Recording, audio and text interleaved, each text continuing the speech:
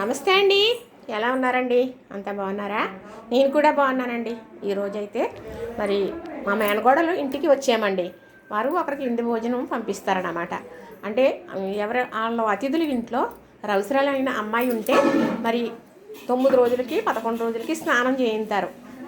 ఇన్ని రోజులు గడిచేటప్పటికి రోజుకి ఒకరు మరి వాళ్ళ అతిథులు ఎవరంటే అయితే ఉన్నారో వాళ్ళు చక్కగా ఇలాగా రకరకాలుగా రోజుకి ఒకరు వండి మరి ఆ అమ్మాయికి భోజనం అని పంపిస్తారు. ఇంతకీ ఆ అమ్మాయి ఈ వంటలు ఏవి తినదండి, కానీ వాళ్ళ చుట్టాలు వాళ్ళు తినడానికి అలా పంపిస్తారన్నమాట అండి. ఇప్పుడు ఈ సాంప్రదాయం మరీ ఎక్కువైందనుకోండి.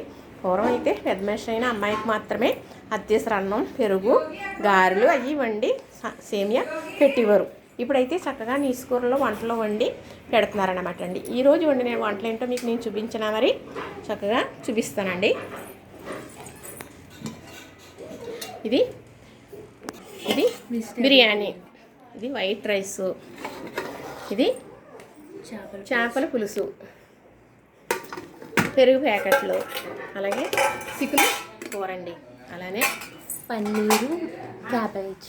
పన్నీరు కూర, ఇది పప్పు టమాటా చక్కగా అది నెయ్యి అంటే అమ్మాయికి అత్తేసరి అన్నం పెడతారన్నమాట. అందుకు నెయ్యి అనేది తప్పనిసరిగా అత్తేసరి అన్నం పంపిస్తారు. పొద్దుటైతే మరి మా మేనగోడలు పంపించేసిందటండి. సేమియా అది చేసి పరమాన్నం చేసి పంపించేసింది. చక్కగా ఈరోజు మరి పెళ్లి కూతురికి అంటే సౌత్ పెళ్లి కూతురు అంటారనమాట. వాళ్ళకి విందు భోజనం పంపించడానికి చక్కగా రెడీ చేసేసారు. చూసారా? మరి నచ్చిందా? మరి మీ ఊళ్ళో ఇలాగనే పెడతారా? మాకైతే ఇలా చేస్తారండి. మీకైతే నచ్చిందని నేను అనుకుంటున్నానండి.